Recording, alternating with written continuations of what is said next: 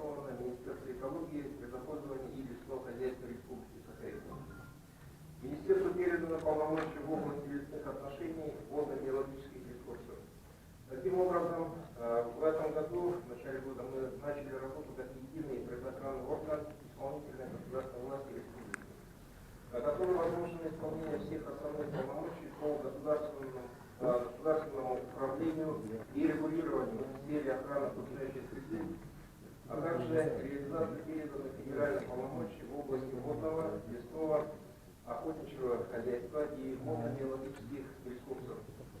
На сегодня штатная численность министерства и его 33 подведомственных учреждений составляет 1786 человек.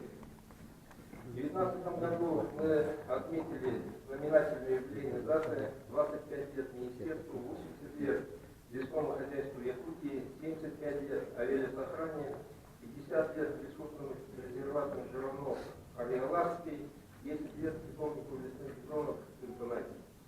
В этом году приступили к реализации национального проекта «Экология» по 6 федеральным проектам. Этот вопрос мы вчера рассматривали на расширенном заседании коллегии министерства. Стартовала полномасштабная реализация первого стратегического указа главы республики об экологическом благополучии Республики Саха-Якутия. К его выполнению подключилось все общество. Начал работу экологический совет при главе Республики Саха-Якутия. Подготовлен ряд основополагающих документов: проект закона «Экологический кодекс Республики Саха-Якутия», схема размещения и развития особо охраняемых природных территорий, лесной план республики до 2028 года, второй том Красной книги «Редкие и исчезающие виды животных Республики Саха-Якутия». Значительно продвинулась работа по схеме размещения, использования и охраны охотничьих ресурсов. Сегодня схемой охвачено 22 луса из 35. Большое внимание уделено научному сопровождению. В рамках государственной программы по охране окружающей среды выполнен ряд научно-исследовательских работ, в том числе по созданию базы данных выбросов загрязняющих веществ атмосферного воздуха по городу Якутску, по исследованию радиоэкологической обстановки, и научно-исследовательской работы в области водно-биологических ресурсов.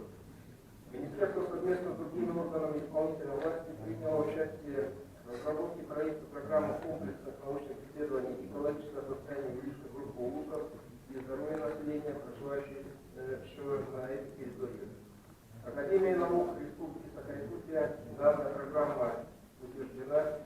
Трехстороннее соглашение по ее реализации между правительством Республики Саха-Якутия, акционерной компанией «Алроса», целевым фондом будущих поколений внесено на рассмотрение наблюдательного совета акционерной компании «Алроса».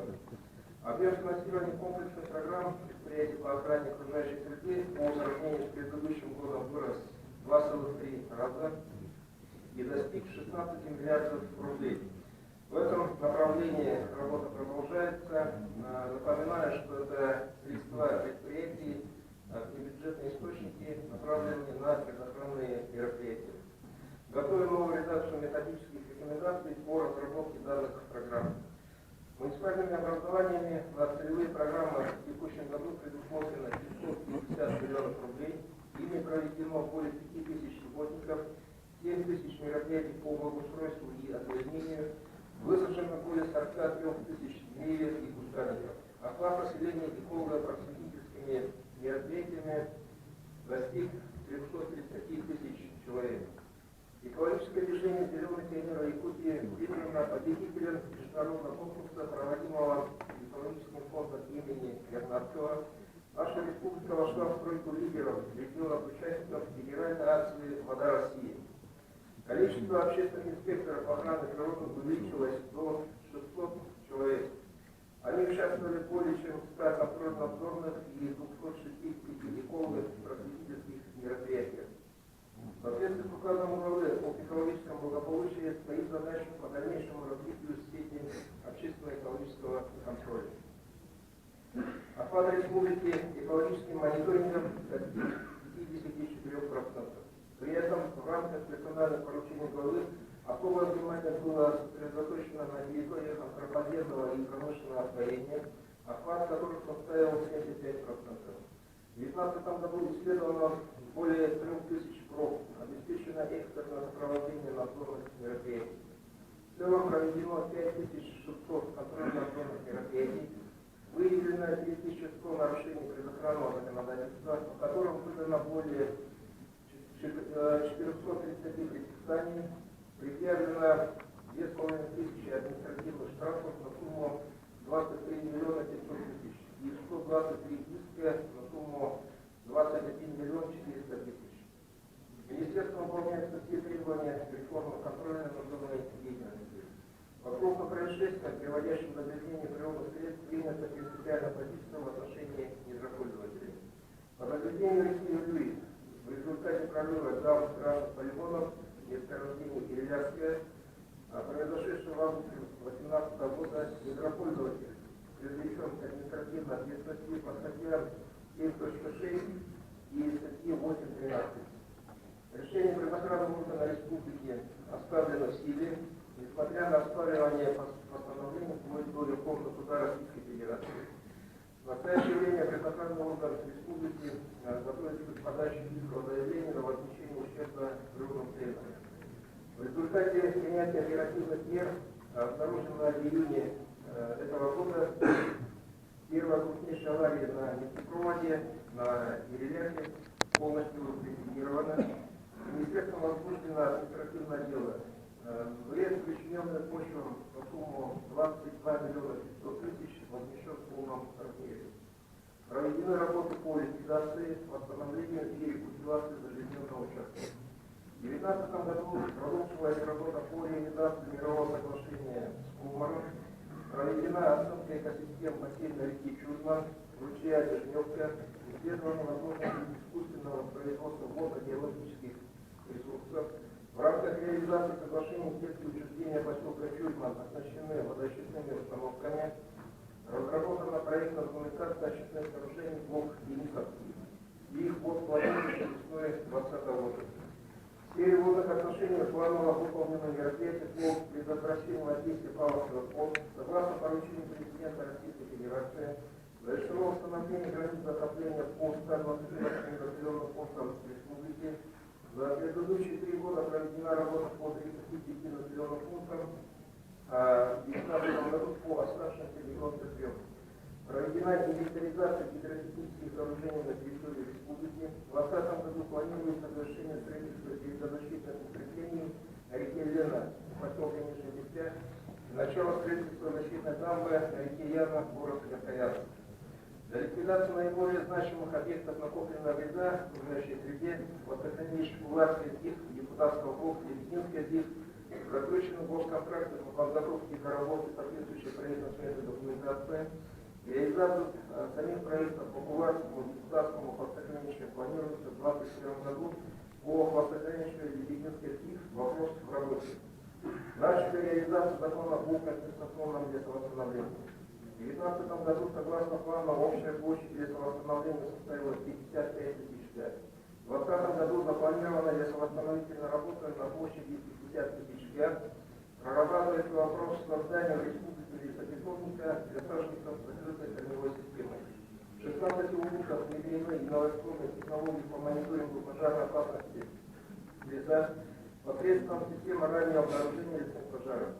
Лесопожарный сезон 2019 года на территории республики зарегистрировано 1865 лесных пожаров на общей площади 4 миллиона га. Количество потушенных пожаров увеличилось 1,3 раза, однако площадь пройденного огнем 4,9 раза меньше прошлогодних значений. Оперативность тушения лесных пожаров в течение первых суток составила 28%, что в 1,5 раза превышает показатели 2018 года. Фактические расходы на тушение составили 644 миллиона рублей. Впервые перекрестка задолженность перед физическими и юридическими лицами за пожароопасность 2019 года отсутствует. В этом году в целях повышения эффективности управления и охраны мероприятий реорганизована система ОКП. Все республиканские ОКП переданы в ведение ГБУ дирекции ресурсов, особо охраняемых природных территорий и природных парков. Также в республике появилось новое федеральное государственное бюджетное учреждение национальной партии СКЛП со штатной численностью 56 человек. А в следующем году планируется создание ОБТ федерального регионального значения национальных парков экологии. Планово идут работы по проектам сохранения разнообразия белому медведю, стерку и другим краснокнижным видам. Прорабатывается вопрос завода 4-го парка сезонов. Численность автобусов достигла 3800 голов. Проект по охране и мониторингу дикого северной линии реализуемый фондом охраны дикой природы и Красноярский край расширен, сформирован комплекс мер по охране этого вида в целом. Историческим событием стало создание маточного стада сибирского петра редкой популяции и зарождение его молодью или в количестве 46 тысяч штук. Всего же Чернышевским рыболовным заводом выпущено 28 миллионов сигов. Планируем создание садкового хозяйства с расширением видового состава выращиваемых пород. Разработана межмуниципальная программа по нараблению среды и план мероприятий по искусственному воспроизводству водно-биологических ресурсов на территории Анабарского улуса. Зоопарк Краснодарского в рамках реализации указа об экологическом благополучии приступил к строительству вольера для гостей и бурого медведя. В зоопарке сегодня собрана коллекция из 196 видов животных, 13% которых относятся к краснокнижным. Численность посетителей достигла 90 тысяч человек. В этом году, благодаря реализации указа об экологическом благополучии, национальный проект «Экология», материально-техническая база министерства значительно пополнилась. Мы благодарны главе республики Александру Сергеевичу Николаеву, правительству республики Федору Владимиру Викторовичу. Приобрели 14 единиц автомашин беспилотной техники для системы около 37 единиц, для специализированных учреждений лесного хозяйства 77 единиц. Это благодаря национальному проекту «Экологии». Техническое перевооружение позволит наращивать эффективность контроля рейдовых и электрических противопожарных мероприятий, а также сделает труд госинспекторов и лесничек более комфортным и безопасным. Подготовлена новая государственная программа обеспечения экологической безопасности и рационального предпользования развития лесного хозяйства Республики Саха-Якутия на 2020-2024 год. Ее общий объем финансирования составляет более 14 миллиардов рублей или около 3 миллиардов рублей ежегодно. Более 45 этой суммы составляет средства федерального бюджета. В части пополнения бюджетов разных уровней министерство является администратором поступления доходов по 28 видам платежей.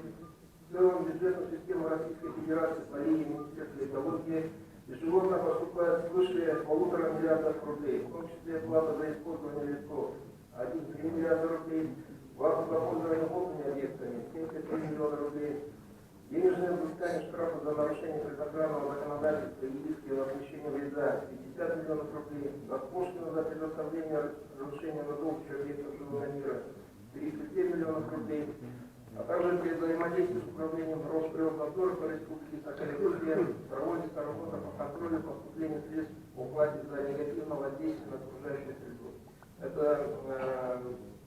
Этот показатель равен 178 миллионов рублей. Министерство является исполнителем 27 государственных услуг, предоставляемых физическим и юридическим лицам. Количество оказанных госуслуг за текущий год составило более 42 тысяч. В рамках цифровой трансформации государственного управления в республике активизирована работа по переводу госуслуг в электронный вид, осуществлено внедрение государственных услуг по выдаче разрешения на добычу охотничьих ресурсов на портале «Электронная Якутия».